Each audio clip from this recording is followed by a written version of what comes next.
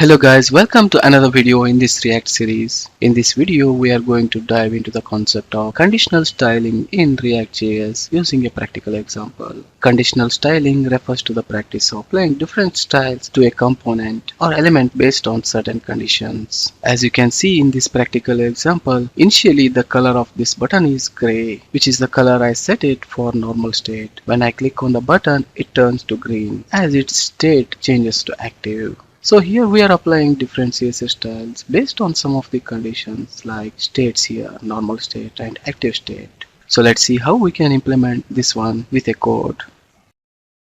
Here I have a dedicated component for this example. I have a basic structure of this functional component here.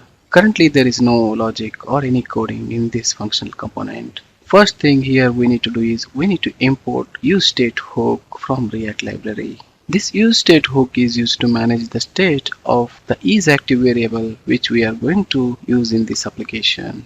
Once we are done with importing useState hook, the next step is let's create a state by name isActive. Here useState hook is used to create a state variable and we have defined the initial value to false here. And here the function setIsActive is used to update the state of this isActive. Next thing is let's define JavaScript object by name button style to store buttons inline styles which we are going to apply for our button. Here this button style contains CSS properties which we are going to apply it for our button. The button's background color, text color, font weight, padding, border and cursor styles are defined here. And you can observe background color is conditionally rendered here. Background color will be set based on isActive state's value. Here if isActive state value is true, then it will be set to green color. If it is false, then it will be set to gray color. But initially when we are setting it to false, the color will be set to gray.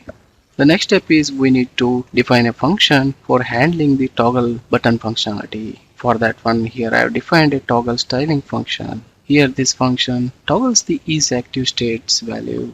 It uses the setIsActive function to set the value of isActive state.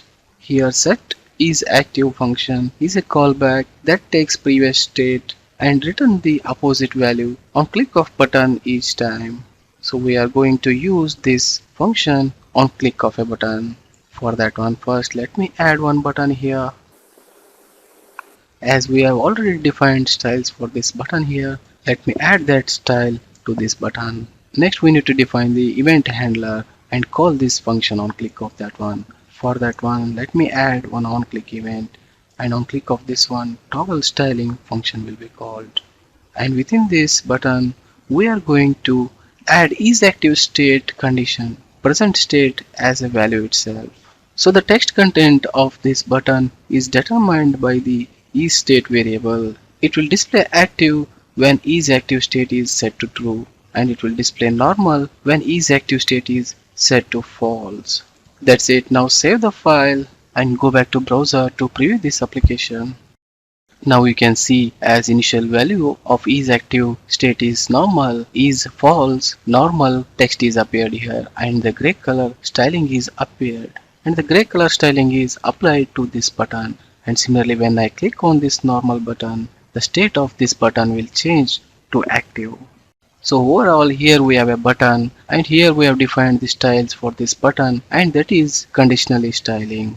That means based on the isState active's value, it will change the background color.